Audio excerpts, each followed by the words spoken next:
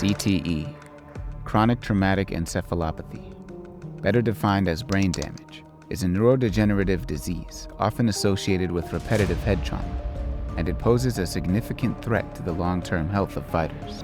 So why take the risk? How much do we know about CTE, and what can be done to mitigate it? We address all this and more as we dive deeper into the unseen battle between martial artists and their own brains. CTE, also known as boxer's dementia, is a progressive brain condition that's believed to be caused by repeated blows to the head. Over time, repeated impacts can lead to a buildup of abnormal proteins in the brain. The symptoms of CTE can be variable, but oftentimes it's a personality shift, a behavioral change, maybe mood changes like depression. There are things like aggression and violent behaviors, impulsivity, a short fuse. Joel Lockwood found 5 studies that estimated between 28% and 46% of all matches ended as a result of KO or TKO, meaning that at best, 1 in 4 of the fights we're watching on Saturday night result in someone experiencing a concussive brain injury. So how prevalent is this issue? What examples can we point to? Well, in 2012, doctors diagnosed him with degenerative dementia, a type of CTE. It's caused by repeated blows to the head. Gary Goodridge has been very open about the impact fighting has had on his life since he retired. Mental disability is a huge thing. It's got me crippled. Do you remember that? Were we here at the house? No, it was in Los Angeles. No, I don't remember. That was 4 years ago. How would you say that your condition has changed over the past 4 years? You know what? It's got worse. Kat Zingano also found herself struggling with symptoms of brain trauma and found the UFC not all that helpful in assisting her. My memory was, and these are all things that I went to the UFC PI to talk to them about because I'm like, I don't know what to do. Like, right. I want to fight. They offered me to fight Chris Cyborg at 145. Money out of my pocket trying to figure this out because none of this is covered by the UFC, especially because, not something I claimed in a fight. So even though it clearly came from that fight, you still don't get covered? Mm-mm. What? And then there's Nam Pham's speech deteriorating. Train at my school, the Maru Academy.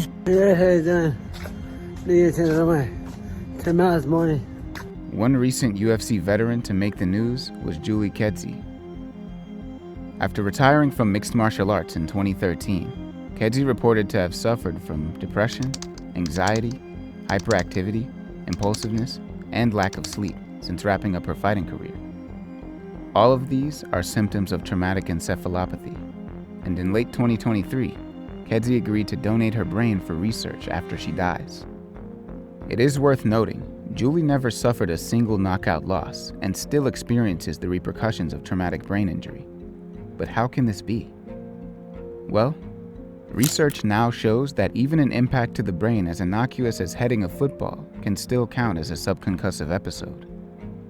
Meaning that even if you're never knocked out, you can still experience significant brain injuries from repeated blows to the head. I don't believe I've ever had a traumatic brain injury from a fight. One important thing to remember in all this, these are prize fighters. They're knowingly risking their lives for financial compensation. So, how much are they being paid? The short answer? Not very much. I'm coming for the money, you piece of... The UFC holds roughly a 90% share of both domestic and international market space in MMA. This gives them control over not just the fighters in their roster, but the potential growth of the other promotions as well. Despite the massive growth in UFC profits year after year, fighter pay does not correlate with this increase. In fact, one could argue that since fighters can no longer wear their own sponsors, they're earning less on average than they were 10 years ago. They need to grow. This whole thing needs to grow together. Our lives are on the line. Healthcare needs to be taken care of. Our health needs to be taken care of. Even potential superstars like Paddy Pimblett are signed onto a basic 12-and-12 contract. And sure, they can receive bonuses, but that entails taking more risks. Just take a look at the fighters who've received the most bonuses in UFC history. Notice how every single name on that list has also taken a significant amount of damage. So is fighting worth it? For some. We ask fighters why they fight. Some love it, some were bullied, and some have nothing else. But the most common answer, I'm fine for money. Show me that money! And the UFC knows this. They know the main pool of people they recruit from are often desperate and struggling financially. You can even see how it can frustrate the UFC when a fighter has made enough money and seems to be too inactive in their eyes. They understand how much more difficult it would be for them to matchmake if the whole roster made enough money that they didn't need to fight on demand. I think Francis is in a place right now where he doesn't want to take a lot of risk. Feels like he's in a good position. This, of course, raises a question about individual autonomy. If a person wants to fight and pursue greatness, who are we to tell them no? Take us inside the mindset. When someone tells you what to do and what you should do, well, how does that make you feel? That's why I think I'm a fighter in the beginning, because I'm never able to have somebody tell me what to do, right? Real jobs were. After all, there are hundreds of life-threatening extreme sports and hobbies that we don't stop people from participating in. Surely, if someone's fully aware of all the risk, then it's ultimately their choice to step into the cage. And it would appear that the majority of fighters, at least in the professional leagues, are very aware of the dangers of fighting. My record is 9-1-1. I know the damage of what this sport can do and what consequences are, but I know what I'm getting myself into. I chose to fight. I do, and I just know what I signed up for. I just don't want to, obviously I don't want to be like someone with a glass jaw when I'm like 40 and I'm going to be fighting like for peanuts and I'm still trying to survive, but I'm getting knocked out every fight. I want to achieve great things, and I felt the only thing I know how to achieve great things is fighting. It makes me feel alive. It feels like it's therapy for me, and it's like peace in a way. Although some, less so. Words back to me, because I don't know anything about it. I don't know a damn thing about this head trauma. I don't know anything about a concussion. I don't know anything about wear or tear. I don't know anything about it. But why are fighters willing to take this risk in the first place? When we look at the demographic of fighters across the UFC roster, we see the majority of them come from underclass backgrounds, and they chose fighting because they lacked the opportunities to do anything else. 5 years old, I was sweeping the floor, and I was like, man, this is not what I'm meant to be. Like, I'm supposed to be something great, but everybody around me is like, no, this is what you do. You live in this little town and you follow the rules. He delved into growing up in Stockton and not having a father figure at home and having to take care of Nate and be the head of household and not liking to fight and the damage that it causes you. But as we've already discussed, fighter pays in a crisis itself, implying that there's a trick being played here. Some smoke and mirrors, if you will. A mirage of some potential glory that's being dangled in front of hungry young fighters like a carrot. And once they try to reach out and grab it, it vanishes. In Wilfred Owen's famous poem, Dulce et decorum est, Owen describes the horrific reality of war and how it compares to what was being sold to young men at the time. If you could hear at every jolt the blood come gargling from the froth-corrupted lungs, obscene as cancer, bitter as the cud of vile, incurable sores on innocent tongues. My friend, you would not tell with such high zest to children, ardent for some desperate glory, the old lie, dulce et decorum est. The old lie Owen speaks of here is that it's sweet and fitting to die for one's country. But why do we mention this? Well, the parallels between fighting and war are often expressed not by critics of the practice, but by the fighters themselves. We don't, if one of us go to war, we all go to war. But you guys, I'm gonna go have a war for you guys. I plan for a war. It will be a bloody war.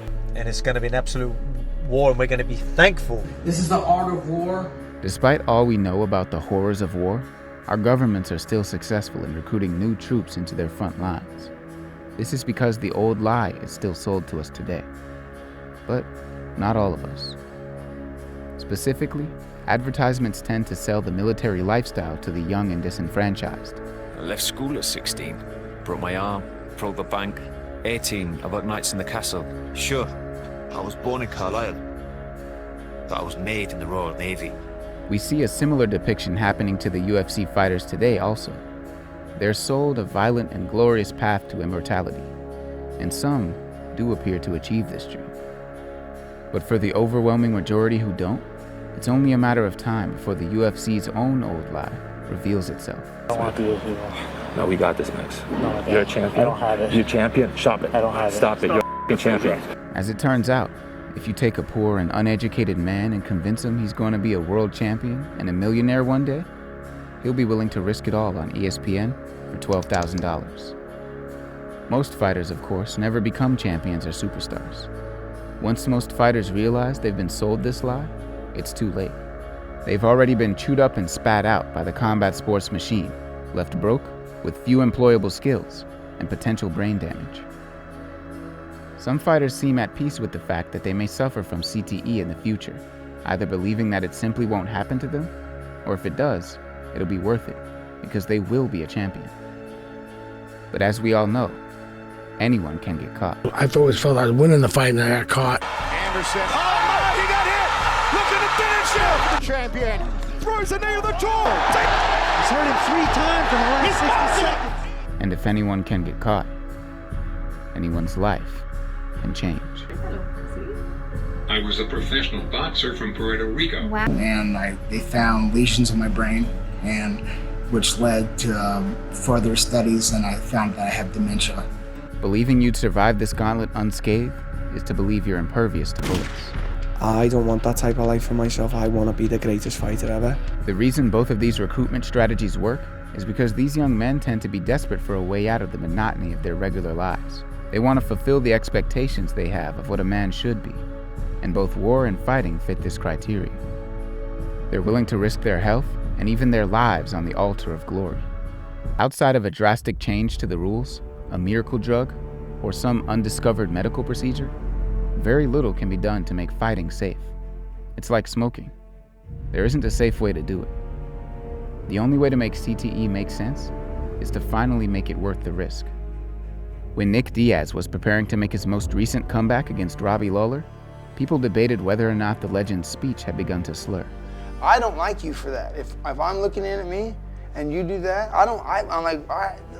I'm like, okay, oh, you gotta feed your family? I'm like, well, I fed mine, you know? If it's good for him, after I saw that interview with you, I was kind of concerned, Errol, to be honest with you. I was like, man, maybe this guy, has he gotten some CTE damage here? What's going on here? However, what was shocking to those who had followed Nick's career wasn't apparent symptoms of brain injury, but that he felt he had nothing to show for it. If you're 36 years old and you're still talking about being haunted by and bothered by and living through the problems that you were articulating to a strong degree 5, 10, arguably 15 years ago, that's a problem. To me was, while he didn't sound the same, he was saying many of the same things. After years of fighting, getting hit, and suffering the consequences, the saddest part isn't that Nick is struggling with his health. He, like all fighters, knew what he was getting into. No. The heartbreaking part is that despite being considered a legend of the game, Nick doesn't think it was worth it. Therefore, the solution isn't to blame fighters for not realizing they were a part of the chosen few, nor to nerf mixed martial arts or even change its rule set. The UFC tells aspiring fighters, this is a place for the best in the world. If you fight your heart out, you will be rewarded. An ultimate meritocracy. Perhaps it's about time that was true. Nate, what would you say to kids who are aspiring, who want to be UFC fighters? Don't get hit.